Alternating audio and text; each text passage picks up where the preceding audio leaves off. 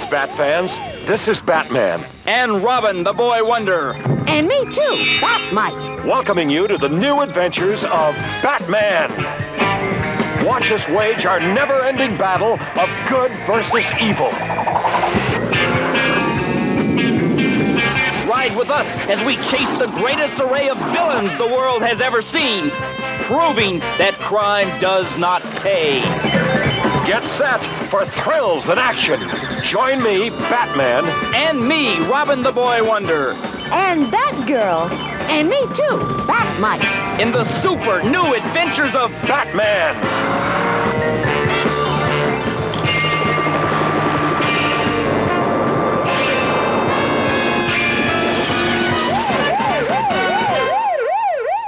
Welcome back, my friends, to an all-new episode of the Batcave podcast. It's your old bat chum, John S. Drew here, and I'll tell you, this is an interesting episode of Filmation 77 because we're not dealing with the usual tropes that I and my co-host from Comic Book Central, Mr. Joe Stuber. Hey, Joe.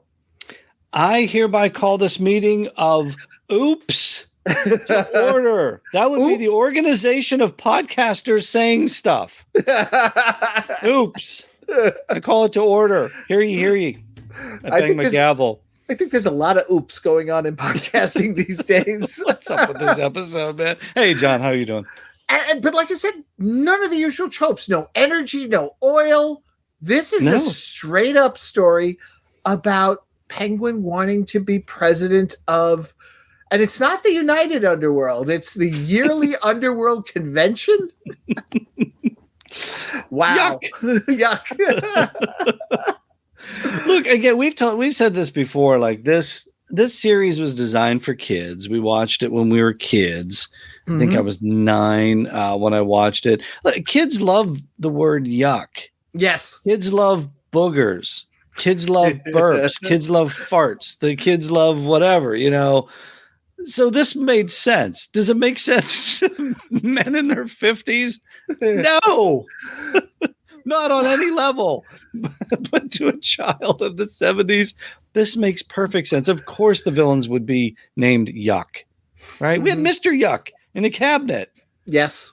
Don't touch that nasty thing with Mr. Yuck on it. Don't drink that because it's bad. There was Yuck or Yuck in the Joker episode where he's got the two robots. Yeah.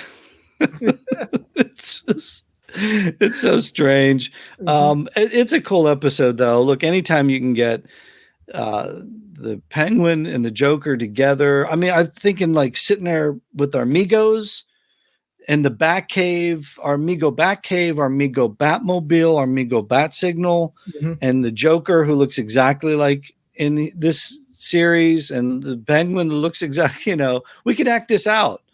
We just need a couple more amigo villains. Yes. We can make a convention of yuck.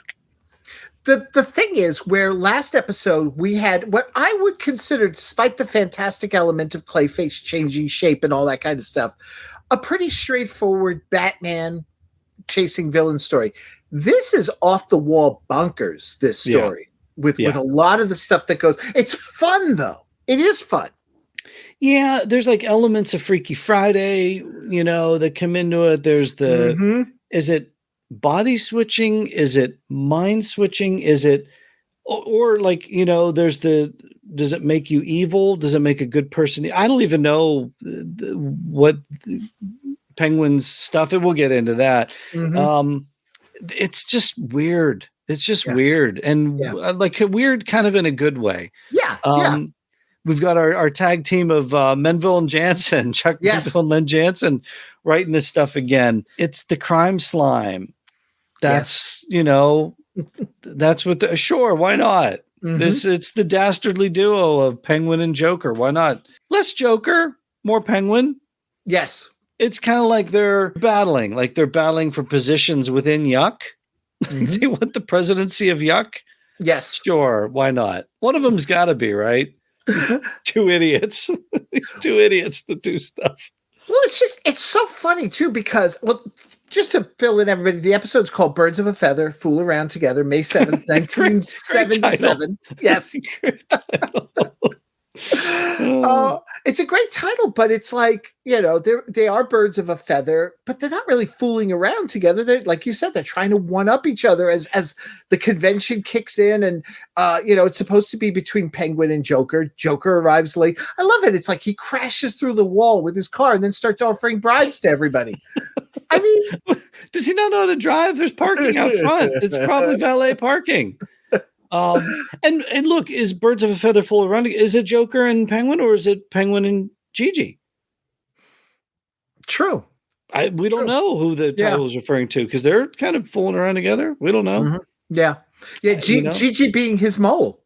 Yeah. I like her. I do. She's funny in this one. Yeah. It's so cool. Penguin has different, sidekicks in each. There's like, he's usually like scouting college campuses and stuff. Yeah. I'm glad he kind of got away from that. That was starting to get a little creepy. Well, Gigi's like his Lola Lasagna from the 3rd season of Batman. There, Ethel Merman. That's a good catch. Yeah, that's a good reference. And I did like that because, like you said, Penguin's got this crime slime, because that's his claim that if you elect me president, I will turn the dynamic duo into criminals. And we get to see Penguin's hideout, the giant glass cage again. Yeah, that's cool. I like that. Yeah. Again, that would have been a cool toy. Yes. Cool there to have, Yeah, it's all tricked out with birds and stuff. But hey, better than the ramshackle dive at the end of the pier that Yuck meets in.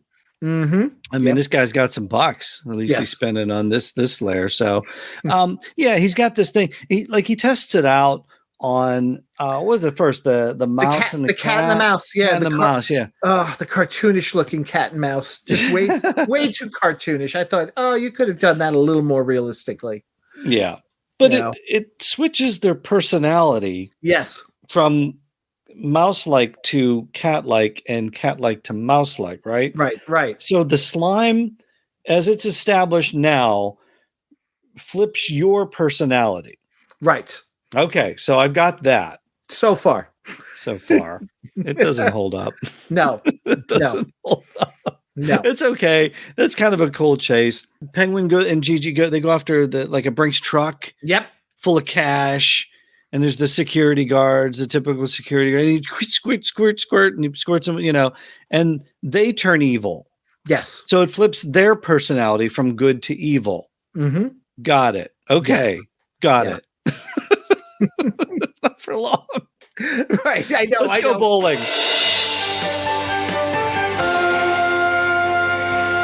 If I get this spare, it's all over, Dick. If I get a spare, it's all over, Dick. Sorry. It must have been something I ate. I've got a little tickle in my throat. Dick, bowling is a game of concentration. And I can't concentrate with all your noise. Sorry. No more coughs. I promise.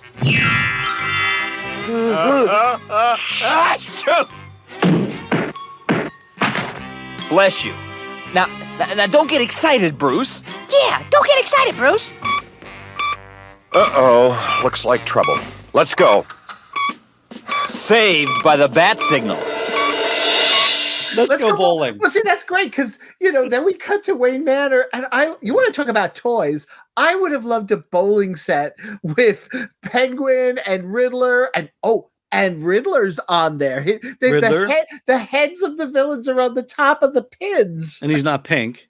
He's not pink? Pin. No. And Clayface is in it. So that's kind of cool. Yep. But if somebody bowls at Wayne Manor, if they invite their friends over, I don't think they have any friends, by the way. Do they ever have friends? I don't think they ever have friends over. But if they did, wouldn't they go, are you Batman and Robin? Or are you just huge Batman and Robin fans? Like, why do you have a Batman and Robin bowling set? Set. I don't know. Anyway, and they have matching bowling outfits. Yes. They were matching bowling. Whatever. I think they've been hanging around Wayne Manor way too long with each other. They need Alfred. They need some companionship in there. They need some friends. They've been in that Wayne Manor by themselves way too long. They're dressing like each other. They've got creepy bowling sets. But what? Dick's burning the popcorn from the last episode. What's going on in Wayne Manor? But what a great also character design. They could have cheaped out and just had them in t-shirts or something, I mean, that was the one thing with 68. They were either wearing t-shirts because they were working out or they were in suits all the time. There was no in between. There were two models. Here, it's like we changed things up. They're bowling. Let's put them in bowling outfits. I thought that was cool. If you had a toy line, then that would be like the alternate fig, right? Like Bruce and Dick in their bowling outfits. Bruce and Dick in their barbecue outfits. Yes. Sure. But alas, we never got it. Okay, so they're called away by the bat signal, as they often are in Wayne Manor. They see the bat signal. They go, Commissioner Gordon's got a recorder. It's like a Betamax, right? Yes. Is this thing like a Betamax? We got a big giant Betamax tape that the Penguin sent to him, and he says, "I'm giving myself up." Yes. All right. Well, yay! But I'll only give myself up to Batman and Robin. Mm-hmm. Okay. Yeah. That doesn't seem suspicious at all, right? Well. So they go out there to go catch him. And I gotta say, I love this because the Penguin refers to himself by different titles throughout this episode. The only one I could call him on was at one point he calls himself the Harlequin of Crime. And I'm like, no, dude, no. Right. That's Joker. Yeah. You can't have that one. You can't have that one. And it eventually becomes Joker's henchwoman, too. Yes. You definitely can't have that one once she takes it over. As we mentioned in the last episode, another quick brush off to Batmite, but a strong return. So I'm okay with a quick brush off if he has a stronger return at the end. And he totally saves the day in this one. Big time, like multiple times. So again, Batmite haters. Yep. Don't watch this episode because you ain't gonna like it. No, exactly. Holy damsel in distress. Gigi is in a tree. They're going to get Penguin, but they get split up.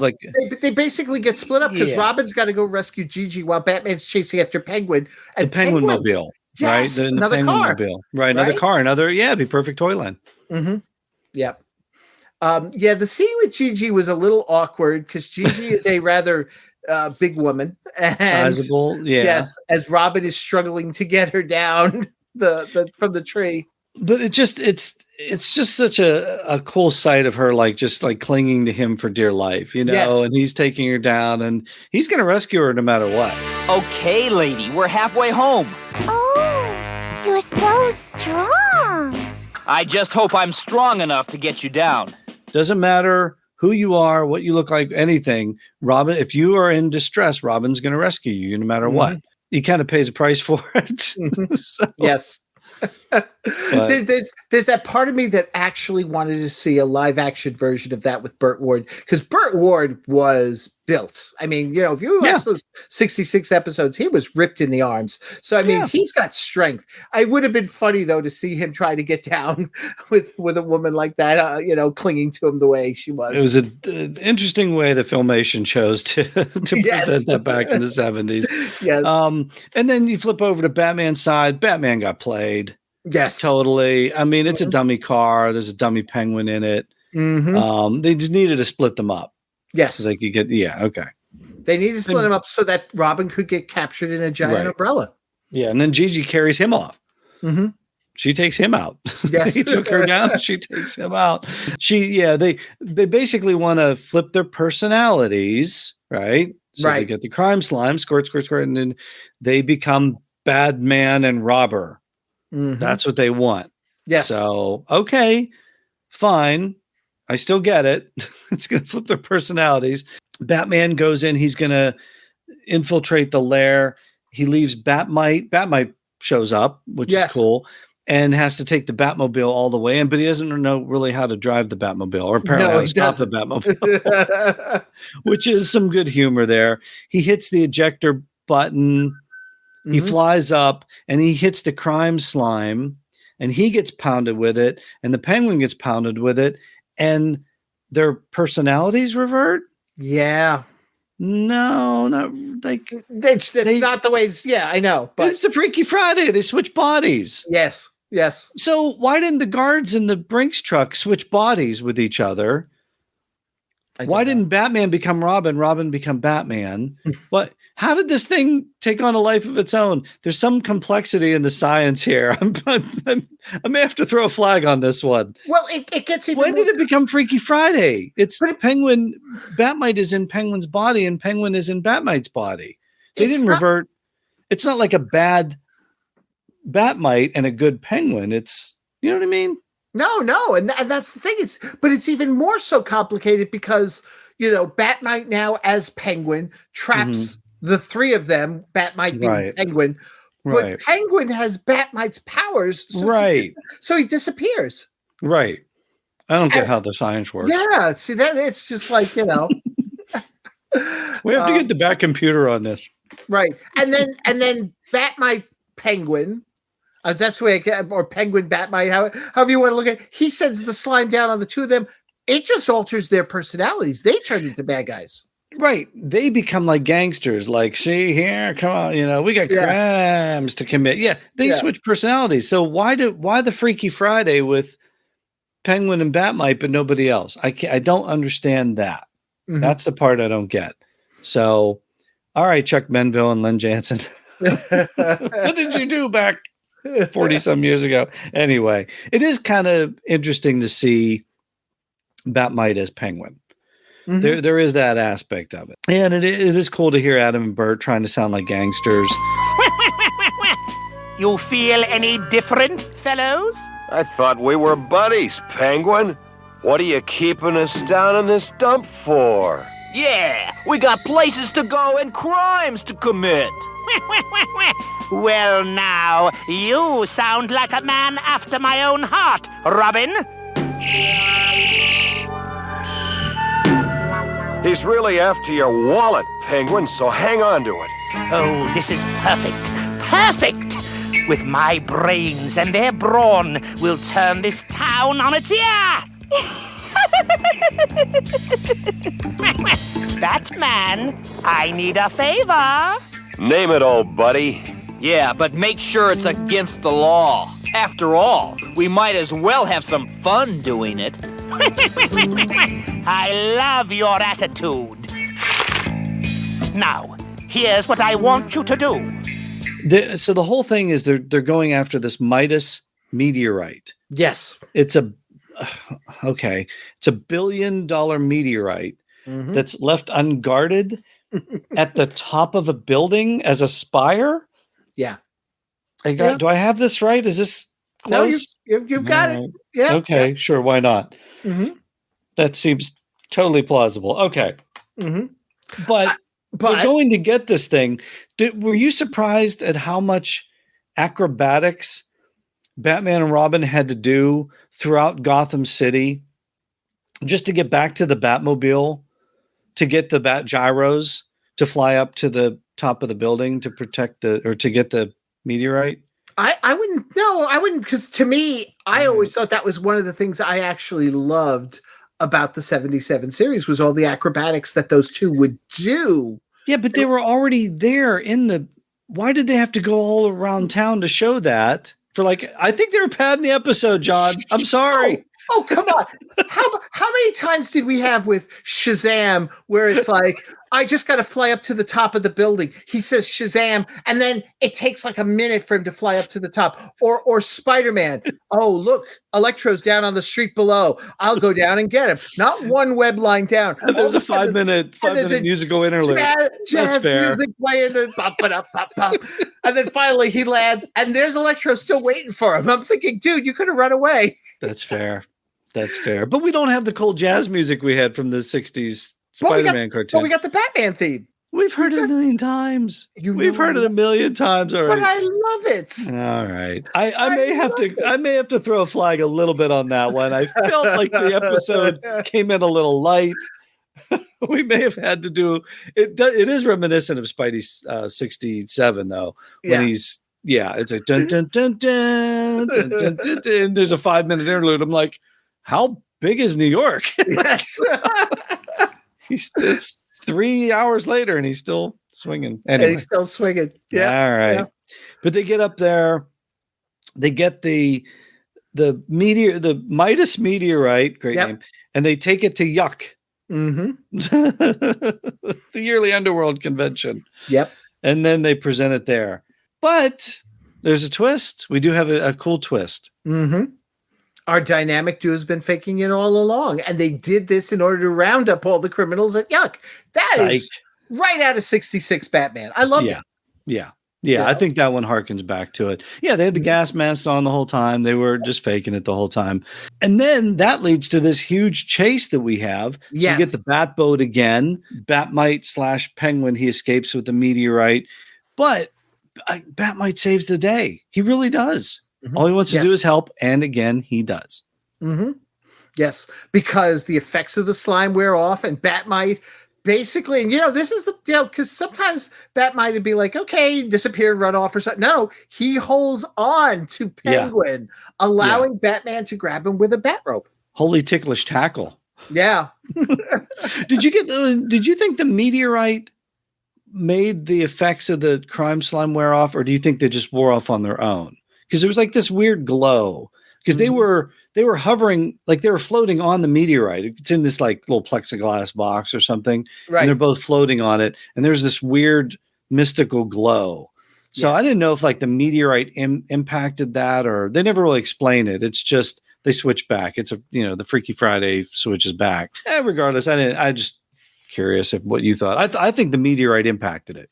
I like the idea of the meteorite doing it. Maybe even it's some weird radiation it gave off that nobody detected and negated the effects of the crime slime. I like that as an explanation. Yeah. And Batman even admits, he says we couldn't have done it without Batmite's help. Yes, he does. He has to admit it. Although Batmite still manages to blow up Penguin's umbrella in the end.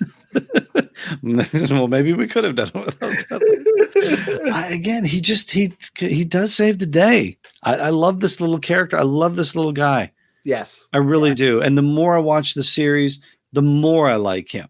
Yes. I don't like him less. He doesn't become irritating to me. It's like, not at all. If they had been smart enough to incorporate him and his powers and bring him along, they could have mentored him. Mm-hmm. I'm actually angry now. Now that I think about it, I'm actually angry that Batman and Robin didn't mentor him. What's their problem? They mentored Batgirl. They got the whole Batman family. Mentor this little guy. Give him a little break. All he wants to do is help. I'm sorry, John. I'm a little salty about that. No, I could totally understand it. You know something? Now you got me thinking I want a T-shirt just with Batmite's picture and the slogan, all I want to do is help. That's it. Some nerd that's listening, who's a T-shirt, make those. Yeah. We'll buy them. We'll give you our money. Yes. Make that and tell us, and we'll give you our money. Just go do that. And you know something? Why should we do the work, John? We're slaving over a hot microphone, singing the praises of a 40-year-old cartoon. Somebody get to work out there and make us some T-shirts, for God's sake already. Hey, we wouldn't be the only ones. There are plenty of Batmite fans. They may be quiet because, it's kind of like for the longest time when people didn't want to admit they were Batman 66 fans, It's like, come on. I think we've made it comfortable for them to come out and say, I appreciate Batmite. This is a safe space. Yes, this is a safe space for Batmite love. That's right. Get me a T-shirt. All I want is a T-shirt. Is that too much to ask of you listeners out there? Give me a T-shirt, for God's sake. I'll wear it with pride. And now, these messages. I can't do it, George. Get a grip on yourself, Jane. This is Telstar Ranger with 6 video games, including 2 target games and this electronic pistol. Aim, fire, and the digital scoring counts your hits. Now switch to skeet. You missed. Or for a change of pace, switch to hockey with remote control. Telstar Tennis, Handball, Highlight. Gotcha. 6 great games with remote control at a low price. So hitch your TV to a Telstar made in the USA for quality protection. Red Lobster is where America goes for seafood. What makes Red Lobster so popular? Over 30 delicious seafood reasons right on the Red Lobster menu. Lobster, snapper, clams, flounder, shrimp. Generous platters of America's favorite seafoods. At these prices, we'll be back. Red Lobster is where America goes for seafood. Come join us for dinner or lunch. Bat message. With all those bad dudes behind bars and the meteorite back at the planetarium, we've had a busy night, Boy Wonder. I'm just worried that the Penguin's crime slime may have changed Batmite's personality permanently. Hiya, Cape Crusaders. I'm all ready for our next crime-busting caper, and I'm raring to go, go, go, go! Still the same old Batmite. And this all leads into the Bat message with another useless bit of comedy with no real message. There's no Bat message. there's no message in this whole story. This is not there's no moral to the story. That's why I'm saying it's interesting. Maybe we need oil in order for there to be a moral. I can't even think of one in this one. It's, there's always crime doesn't pay, but of course we know that, right? Right. Don't hang out in a ramshackle lair at the end of a pier. Sure. Why not? Don't hang out with ne'er-do-wells. Drugs are bad. I don't know. Make up your own Bat message on this one. They gave up. I ain't gonna try. Don't take shortcuts when you're trying to win. That's right. Don't switch person. Be happy with your own personality. There you go. Because this episode has some personality. In fact, it has dual personalities. So be happy with your own personality. That's your Bat message. No Batgirl, though. No Batgirl. No Batgirl. No. I like it, though, because you got Joker and Penguin. So I'll give it a thumbs up. Yes. No, me too. As bonkers as it was a lot of fun. Yeah. I like it. And a huge Bat might save. Anytime there's a huge Bat might save, that episode goes to the top of the heap. Yeah, I agree. Totally agree with you there. All right, that brings us into the end of this episode of the Batcave podcast. Before we go, though, Comic Book Central, Joe, what's happening? Oh, so much happening over at Comic Book Central. I mentioned this on last episode. I mentioned it again here. If you love you some Star Trek, Will Wheaton, the great Will Wheaton, dropped by. I think that was a 9-year odyssey to get Mr. That was a great interview. That was a fantastic interview. It was great. He's got a new book out, Still Just a Geek. It is great. It's his old book, but he revisits it as older Will Wheaton and makes notes in it. So the book itself is great. We talk about that. Some cool stuff. Denise Crosby, finally got her on the show. Christina Chong. Smallville fans, man. Tom Welling and Michael Rosenbaum. What more do you want? Clark and Lex. They dropped by the lair. Tim Daly, who is the voice of Superman on Superman the Animated Series, 2 episodes with him. Terrificon Q&A. We had an in-depth interview. And, of course, Comic Book Central on the road. I went to Fanboy Expo Columbus where I met the $6 million man. Yeah. Couple of minutes I got to spend with Lee Majors, but you can hear it. We talk. He mentions this I always wanted to ask him, because everybody's, what's it like to be the $6 million man? Who, he gets asked. But I want to know, like those early ones that you've been talking about, that you've been revisiting, like the pilots, right? Like how many pilots were there? There were three pilot movies. 3 pilot movies. One was like a $6 million man, and one was like a James Bond with bionics, and one was like a $6 million. It's like they tried to do this James Bond thing, and I asked him about that, and he didn't like that aspect of it, but he mentioned the Britt Eklund scene with this double entendre that that would make Roger Moore proud. I think he kind of got a kick out of that one. He remembered that. Yes. So that was cool hanging out with Lee Majors at Fanboy Expo Columbus. Motor City Comic Con. Met so many of the folks from the Superman films, the Christopher Reeve Superman films, and even Superman 4 getting some love. Mark Pillow. Nice. It just, Nuclear Man, Mariel Hemingway.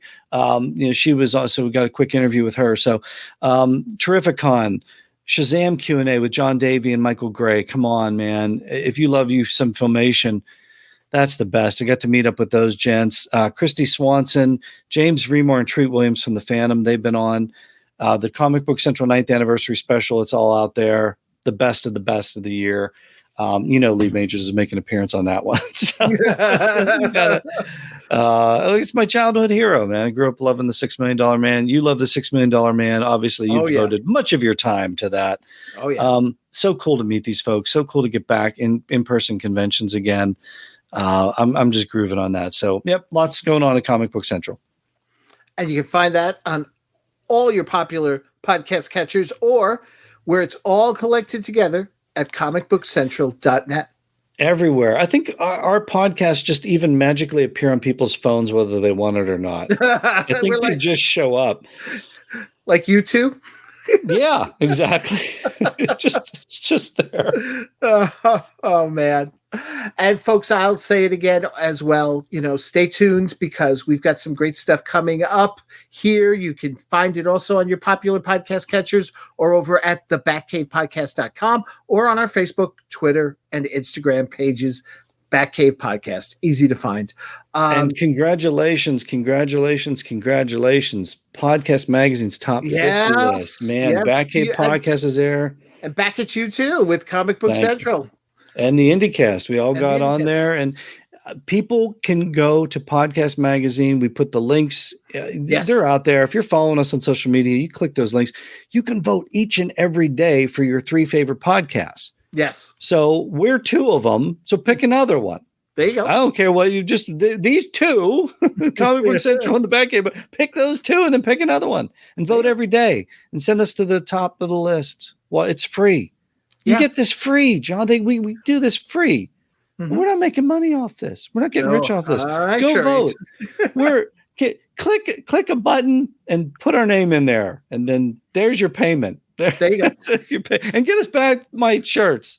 Come on. Yes, Batmite shirts. There you go. And vote. Those 2 things. That's what you can do to show your love for us. Is that too much to ask? All we want to do is help. That's it. That's all we do here. And we're going to help because this is it. The big one, the end, my friends, of the Batman 77. No, it ain't so. I'm sorry, my friend, but if we're going to go out, we're going to go out in style because it's going to be Batmite centric. Whereas as we come to a 3-part final story in which a villain from Batmite's dimension comes to ours and wreaks havoc. Look, I love Batmite. You love Batmite. People are like, I don't know if I love Batmite.